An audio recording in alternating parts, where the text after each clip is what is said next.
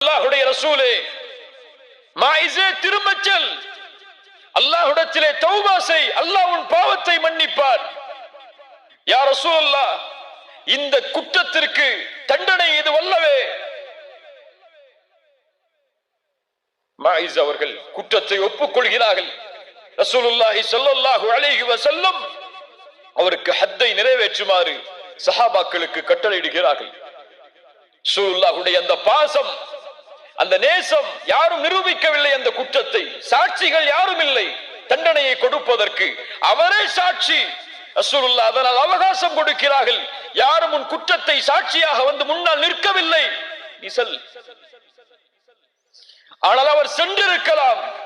அவர் தௌபா செய்திருந்தால் குர்ஆனுடைய வசனம் சொல்லுகிறது அல்லாஹ் அவரை மன்னித்திருப்பான். ஆனால் அவருடைய உள்ளத்தில் இருந்த பயம், இந்த உலகத்தில் நான்